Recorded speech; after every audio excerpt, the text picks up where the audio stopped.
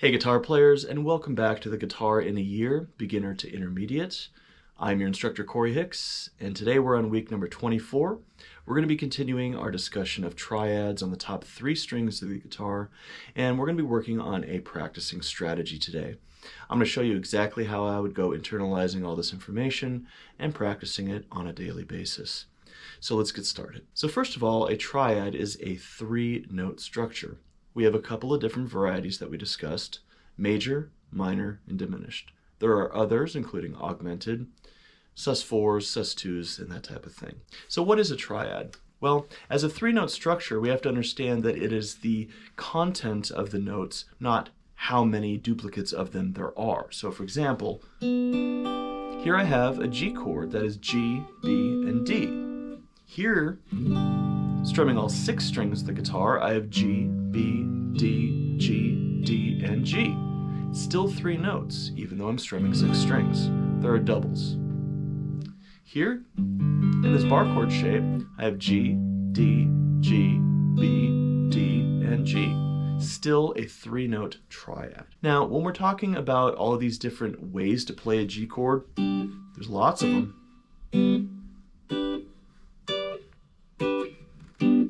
Lots of different ways to play G. So I have to kind of organize them in different string sets so that I can effectively practice them. And that's what we introduced last week when we started talking about the 3-note structures on the top 3 strings. So even though we started off with a D chord like this, I'm only focusing on the top 3 strings, even though most of the time when we're playing a song, when I play that D chord, I'm going to strum all 4 strings. The first thing that we have to understand about these triads is what intervals they are. So just because this D chord was the first one we talked about does not mean it's first inversion or even root position. We have to think about what is the note that's in the lowest register. Well, if I play this chord, that's the highest note, that's the second highest note, and the G string note in this case is the lowest pitch. That's the note A. That's the 5th of our D chord. D is obviously the root, and F sharp is going to be the 3rd. Later on in the course, when we start going through all of our different patterns of the major scale, in this location, for example, I have a D major scale that looks like this. So if I start from the note D, D, E, F sharp, G, A, that's the 5th one. 1, 2, 3, 4, 5, 6, 7, 1, that's that D, 2, 3. That's where we get those notes. So we're not going to be focusing on memorizing the scales right now. What we're going to be doing is memorizing what pitches are found in the triads. So it makes most sense to start off with the root position, which would be the D note in the bass. And that's going to be this chord right here. So I have a D note on the G string at the 7th fret. My pinky is on the F sharp note on the 7th fret. And my first finger is going to be on the A note on the high E string. Now, one of the questions I got last week was, why didn't we write this out in tablature? Well, because if I wrote out 7, 7, 5 for you, you would start memorizing that as 7, 7, 5, when in reality it's 1, 3, 5. We're only thinking of the intervals. We're not thinking about what frets we're on. Because this chord, 1, 3, 5, 1, 3, 5, 1, 3, 5, no matter where I move this chord, I get the exact same structure because the guitar is a self-transposing instrument. So memorizing this as D, F sharp, A, or as 1, 3, 5 is going to be the most logical way for us to memorize the fingerboard. A lot of people get stuck with the whole tablature thing, trying to get instant gratification. Show me where it is right now so I can find it, and then they can play it, but they still can't tell you what it is.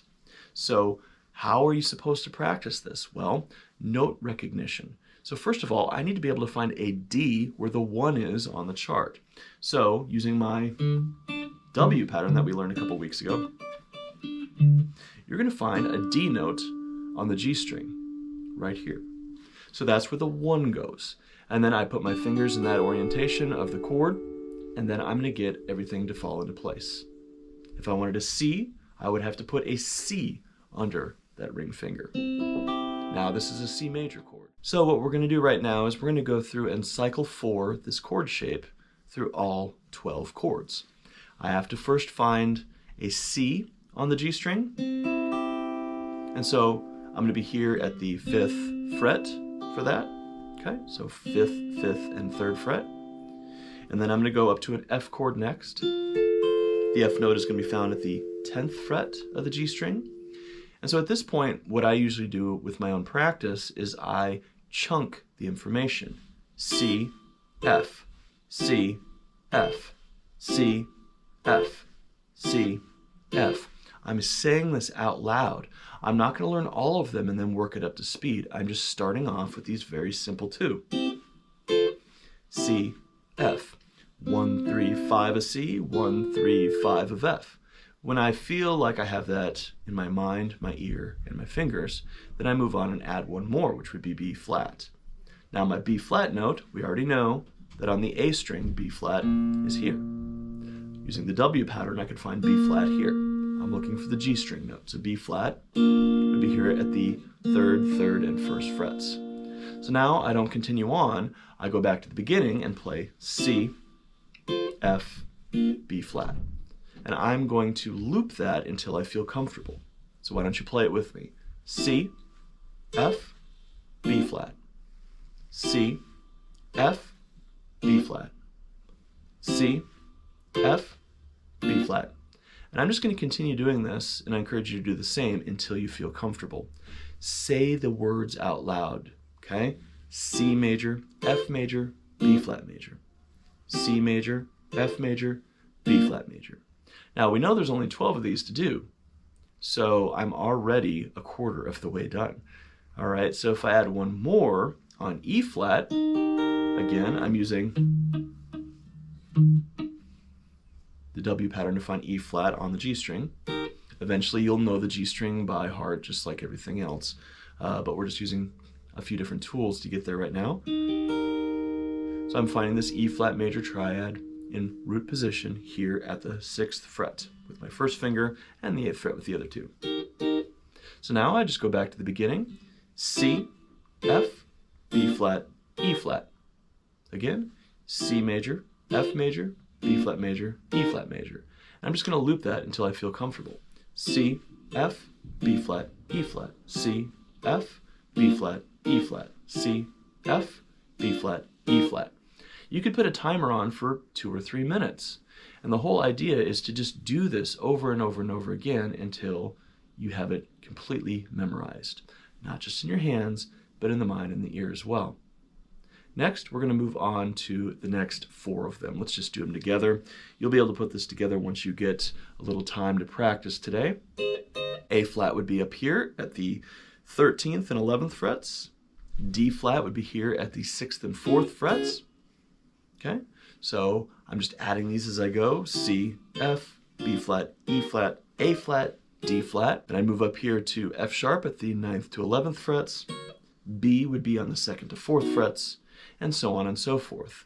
The goal is going to be getting through all of these chords. C, F, B flat, E flat, A flat, D flat, F sharp, B, E, A, D, and G. And I would just put on a metronome and just start working through that until you can get all 12 of them comfortably.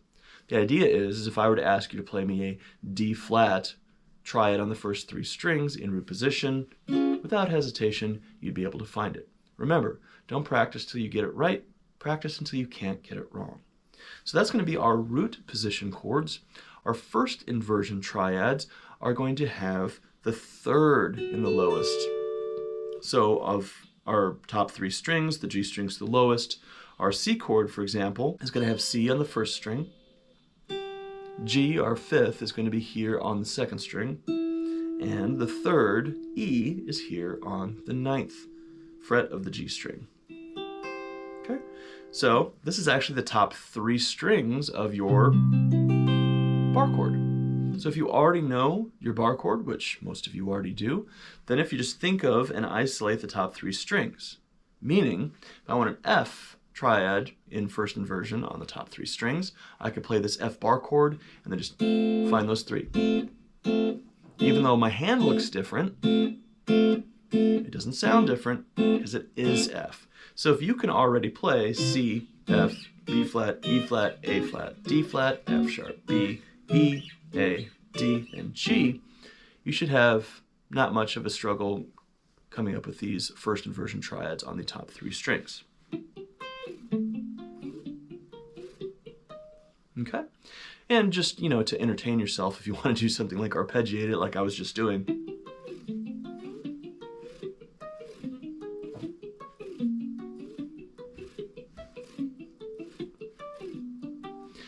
We can always do things like that to make it a little bit more musical if you feel that you need it. All right, and we already have the second inversion pretty much memorized because it's just a D chord, right?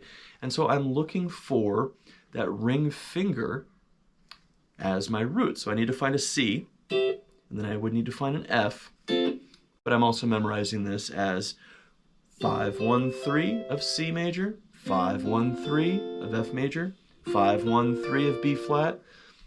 If you're using the chunking method, you would just stop there, C, F, B flat. This is 25%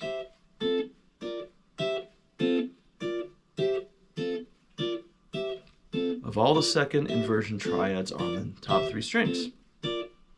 When I feel comfortable, I'll add that fourth one, which is E flat. Now I have 4 of the 12, 33%, right? 33.3%. And just start adding in all the rest of them, okay? So there's a couple of different methods that you can use for practicing depending on how your own learning style works. First of all, we can do these all parallel, meaning I'm going to play D in all of its different locations. I kind of recommend this for beginners. So I would just start off on C. I would play all of the C's, then I go to F, and I play all my F's, and then I'd go to B flat, play all my B flats, then I go to E flat, play all my E flats, and then go to A flat, and I play all my A flats, so on and so forth all the way through them. So that's one way that you can kind of put this together. Later, when we start getting into playing in a diatonic key, such as the key of C major, I can start putting these together in the chords that are available in that key. C major, D minor, E minor, F major, G major, A minor, and we'd have B diminished back to C. And now that we've memorized all of these triads based on the interval and not just because of the fret, we can take that third interval, the major third interval, and lower it by 1 fret to get all of our minor chords. So, as we were going through C, for example, knowing that this is 1, and this is going to be 3, and this is going to be 5, I locate the 3 and lower it by 1 fret, or a half step, semitone, right? C minor, F minor, B flat minor, E flat minor, so on and so forth. We do the same process for that. Next, we would move on to the C major triad that's here. This is first inversion. I find the third, which I know is in the bottom. I lower that, and then I can start moving that around. Also be aware that if you're playing like your minor chord, if I know how to play an F minor chord, the top 3 notes are exactly the same. And it should be, because obviously what happens when we take an F bar chord and we make it F minor? That goes down, which is exactly what happens with these triads on the top 3 strings. And finally, once we're comfortable with all of those, we're going to move on to the diminished, where I would just take in this case, a C major, make it a C minor, and then lower that 5th to get the diminished. And I'd work my way around the same exact way. Knowing where these notes are is going to be extremely helpful for practicing them. And like I said last week, this is not going to be something that you're able to internalize in 1 week. That's kind of why we're going over it again today. But what I want you guys to do is to start taking a look at maybe one particular triad, being able to do it cycle 4 and find all of these. It's going to be really important to have these triads under your fingers on a couple of different string sets because a lot of modern music, everything from pop and rock music, blues, fusion, jazz, all use these triads. And it's going to be really important for us to be able to recognize them when we hear them and then know what inversion they are in. 10 minutes a day of triads, just get as far as you can. As soon as that timer beeps, you're done, and then move on to the next day. It'll take a couple of weeks, if not a couple of months, to get completely comfortable with all of these. And that's kind of the goal, right? I mean, we're almost halfway through the course, and so by the end of the year, you will be fully comfortable with these triads, and you will have no issues with them. And next week, we're going to be talking about triads on strings 2 through 4. We're going to use these triads to come up with some pretty cool accompaniment techniques. All right. Well, as always, like, share, and subscribe. Thank you for being here, and I look forward to seeing you next week for week number 25. Peace.